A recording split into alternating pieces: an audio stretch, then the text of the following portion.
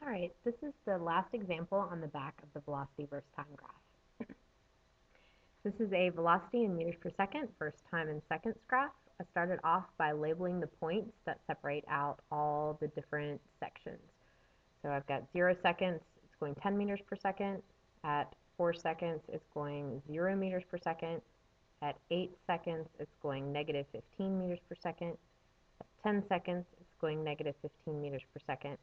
And this one is actually at the 13 mark, not the 12. 13 seconds, it's minus 25 meters per second. So for part A, I'm just going to separate them into A, B, C, and D. Here we go with A. The very first step is to write down what kind of graph it is. It's a velocity versus time. And that V lets me know which saying I'm going to use. V starts me off with very young and sassy. And the Y stands for the Y coordinates, and the S stands for the slope. Remember, everything up here on this top line will always tell us velocity information, and everything on the bottom line will tell you acceleration information. Okay, in this section here alone, all the Y coordinates are positive. That means all of the points of the graph are above the x-axis. So the Y coordinates are positive, and that tells you that velocity is positive, and positive velocity is moving forward. Then I look at the slope. The slope here is negative, so that means my acceleration is negative.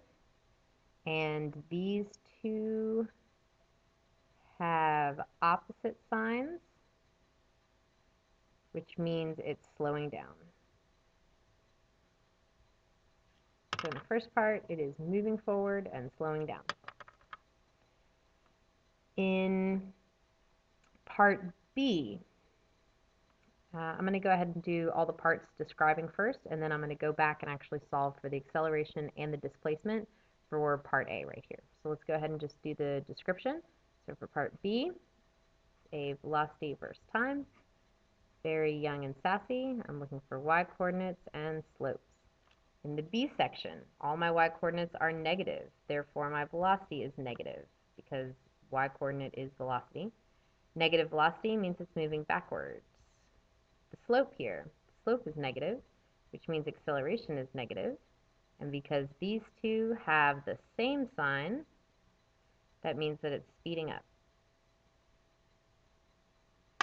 So in part B, it's now moving backwards and speeding up. Part C, same kind of graph. Very young and sassy. Y coordinates and slope. For part C here, the Y coordinates are negative, so my velocity is negative, so it's moving backwards.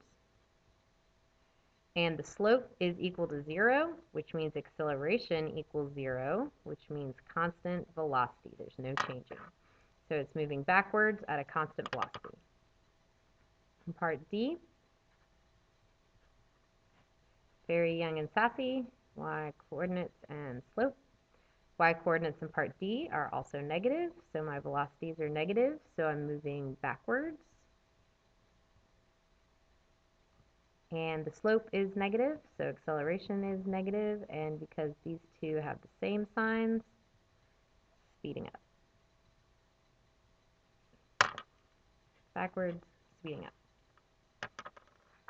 Now to solve for the actual acceleration and the actual displacement from t equals 0 to 4. So that is my A section. I'm going to go back over here to A. And for these, the slope is the acceleration, so you can solve for the slope.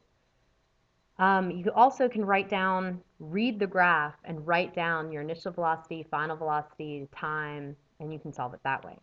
So if I just write down these points, my initial velocity for this section is 10 meters per second.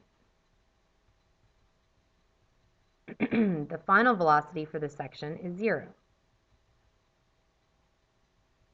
The time elapsed from this section from here to here is 4 seconds.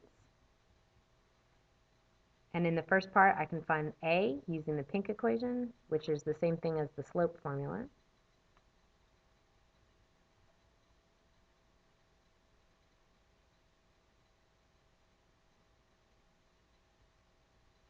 So the acceleration in part A is negative 2.5 meters per second squared. So every second that goes by, it loses 2.5 meters per second, or it gets 2.5 meters per second slower every second.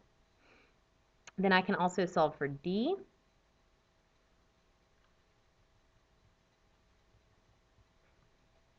And there's a bunch of different equations that I could use. Assuming it only asked for D and doesn't need the A, I'm just going to go ahead and use the VI, the VF, and the T that I got from the graph. So VI, VF, T, and D would be the red equation. That is a plus sign.